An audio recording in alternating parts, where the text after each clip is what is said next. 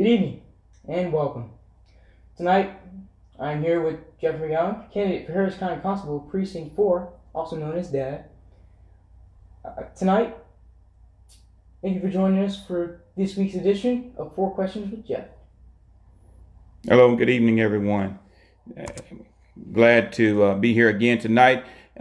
This would be our 4th installment of the 4 Questions with Jeff. And I'm so glad that you all are joining in with us again tonight. We're going to be talking about reopening the county and the city, the state, really reopening the country, and then adopting a senior and much more. So we're gonna get into the questions here in just a few minutes. I wanted to start off by saying Happy Cinco de Mayo. Today is May 4th. A lot of people were having fun yesterday saying May the 4th be with you. So today is Cinco de Mayo, May 5th, 2020.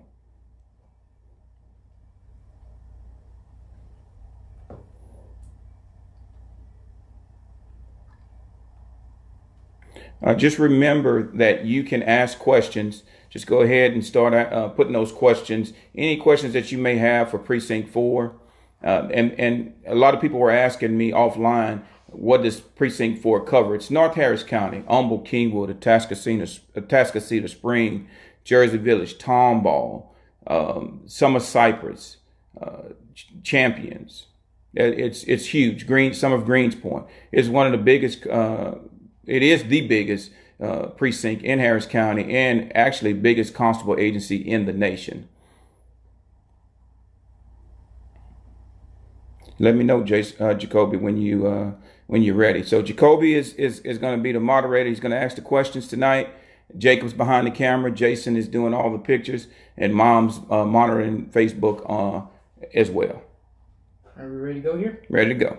Alrighty, our first question is, what are some tips you can offer for the county and city reopening? Well, I really don't want people to change much. If you're an essential worker, if you are one of those businesses that have to go to work now, then go to work. If you can work from home, I want you to stay at home. Don't rush out and start going into the stores and things like that. You need to use the same precautions that the CDC, same guidelines that the CDC set forth. And that is wearing your mask, make sure that you're having personal distance, not social. I still want you to be social. I still want you to be in contact with family and friends. But I don't want you, if you don't have to go out, don't go out. Just follow those same CDC guidelines, and we'll be posting more of those guidelines a little bit later on. But remember, if you don't have to go out, stay at home. Stay home and stay safe. All right, why is it important to adopt a senior? Well, this is a pinnacle point in these seniors' lives. And when we're talking about seniors, we're talking about seniors that are graduating from high school. And even for the boys, this was going to be the first year that seniors actually graduated from that particular school. And I'm proud of my community because they, on our Facebook page for our community, they actually adopted the class, and they're going to have a parade for the seniors because they're not going to have a formal graduation. I said long before, it's disappointing that these children, whether it be graduating from high school, college, or whatever you're graduating from.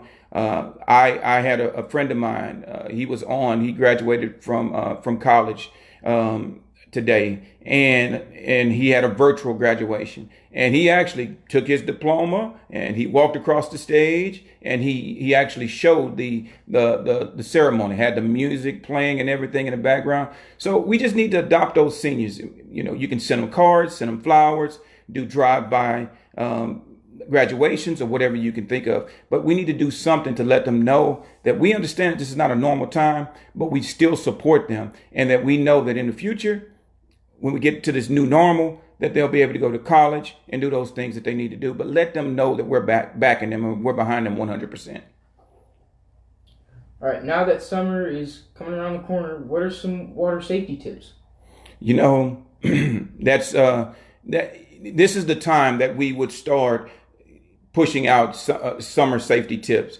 And unfortunately, before the summer even started, because of the stay-at-home order, work at home and stay safe, stay home and work safe. The fact of the matter is that now children are at home. It's warm, so they're going to be interested in water. They're going to want to go swim. They're going to want to get in the water and try to cool off when it's hot outside. But look, one of the things that I did when the boys were very young, and my wife and I were young being parents, is that we invested in their safety. And what I mean by that is that we taught them how to swim. We took them to the YMCA. We took them and put them in swim lessons. We put them in a swimming class or to compete and swim. So you can't just say, hey, my son, my daughter knows how to swim. You need to make sure that they know how to swim, because all children, if you ever take a kid to water and they like it, they're going to always go there. And knowing how to swim is not enough.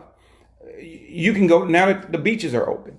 Rip currents or something that we have to worry about. So knowing what to do in case you're caught in a rip current is important. If you're going to go boating and things like that, Lake Houston or Lake Conroe or any other lakes that we have in Texas, or you need to make sure you have life jackets in the boats. Make sure that that there's a life jacket for everyone and that it fits everyone that's on the boat. That you don't want to be the one who have a boat or something that tips over, or a jet ski or something like that, and you don't have on a life jacket, because that water gets choppy out there, and even the best swimmers can be in trouble. All right, and our last question for tonight is: can you give advice to homeowners who have to go back to work and leave children at home? And I think that question is dealing with, gun safety.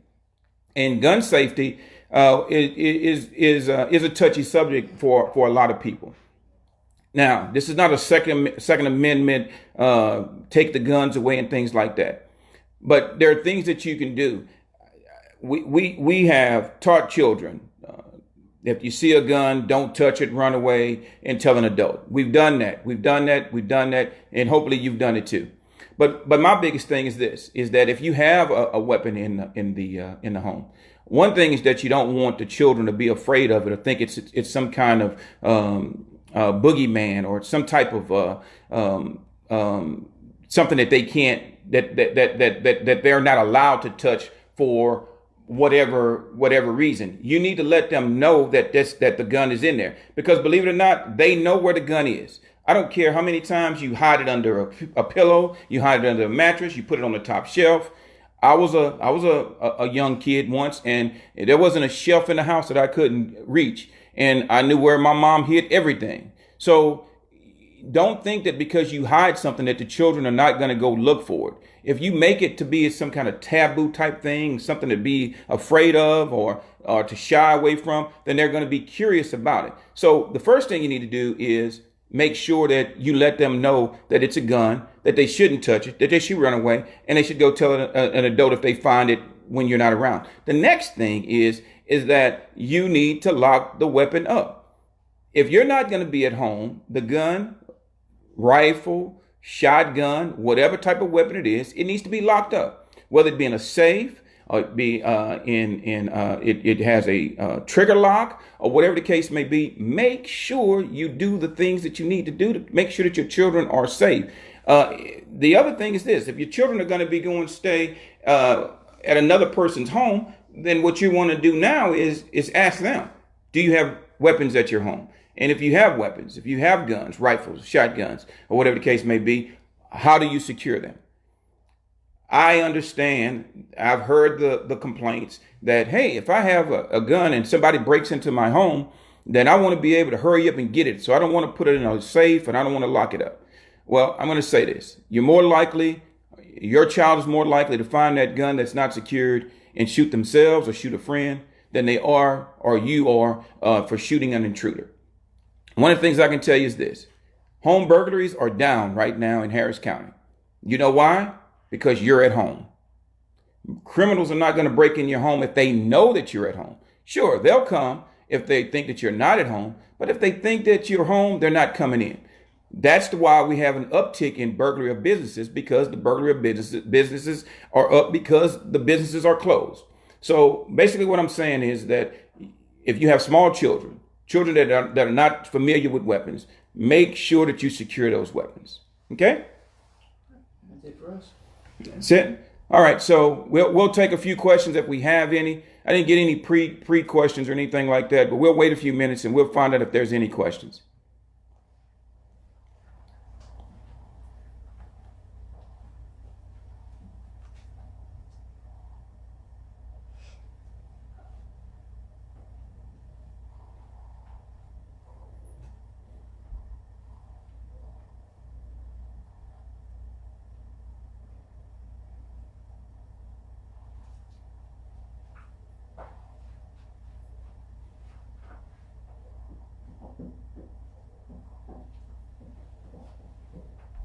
It's getting ready to be summertime. What about kids in and around cars?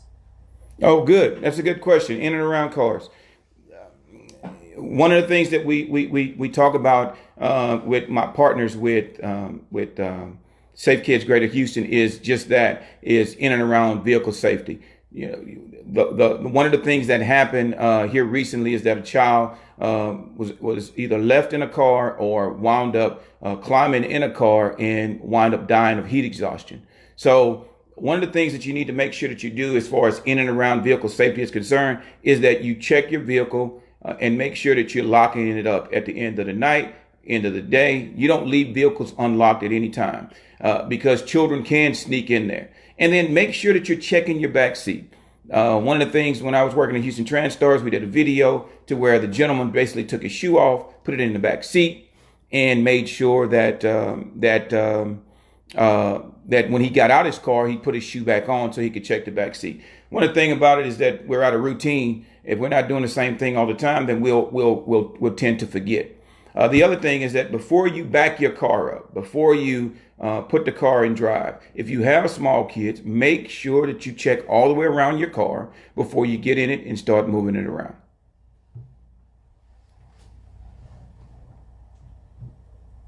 And thank you for that question.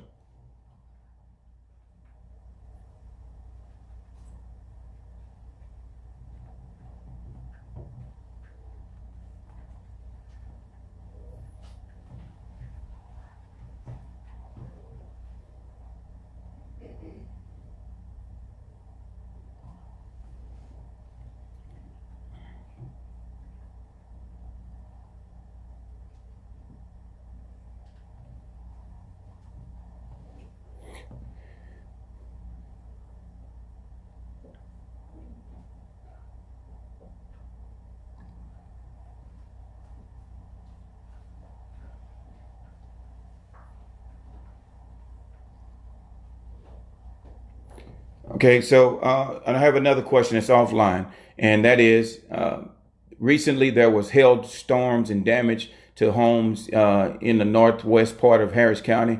What should you do about the people who are coming around asking to do inspections and things like that as far as doing an inspection with hail damage? My first thing is this, is don't invite them into your home. If they want to give you a free inspection, go ahead and let them do a free inspection, but do not, under any circumstances, fall for the high pressure tactics of them having you sign some paperwork or things like that. The only thing you have to tell them is that, hey, nope, I have another company that's coming over, or I've already got a bid, or whatever the case may be. If you think that you have hail damage, you need to not go with these storm chasers. You need to go with someone that you know. Been in this home for a little over 5 years, and we've had 3 hailstorms in those 5 years. So you just be careful, be leery. The storm chasers are out there, but make sure that it's from a reputable company, someone that you know. Go and get you some bids, and don't sign anything until you have at least 2, maybe 3 different quotes. Let them know I'm not signing anything until I get another quote.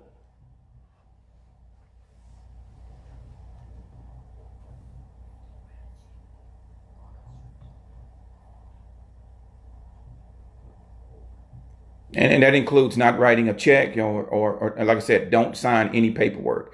Get with your insurance company and things like that as well if you suspect that you have hail damage.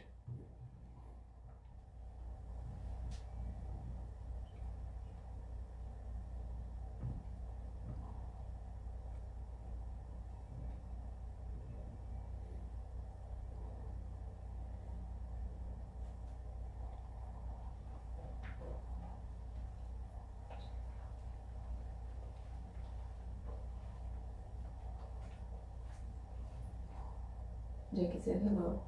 Hello, Jackie. How you doing?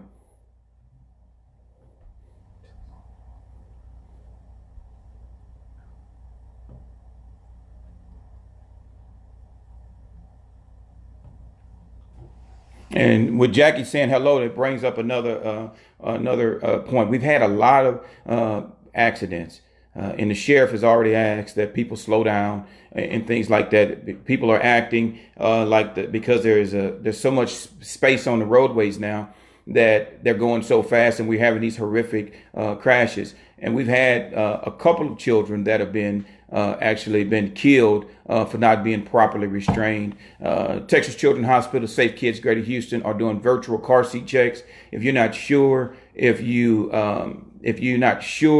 at how to install your car seat, you can go to Google Safe Kids Greater Houston, and I'll put that information up on there, and they'll set you up with a virtual car seat check.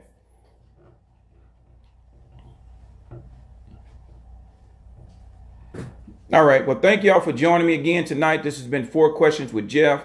If you have questions, don't hesitate. You can send me a private message or instant message. You can reach me through my Facebook page at Jeff McGowen for Precinct 4 Constable at gmail.com. But remember this, my campaign has basically switched gears, and we are basically giving you information. Whether you want it or not, it's all good information, science-based information, and that research costs money. So today is Giving Tuesday, and I'm asking that if you can take a minute and donate $4 to my campaign. The website address is down here at the bottom of the screen, www.vote4jeff.com. Hit the donation button. You can donate to my campaign to help me continue to send out this good information. It's not just on Tuesdays. Every day I have a different tip that we're trying to hit with the community to let them know what's going on in Harris County Precinct 4.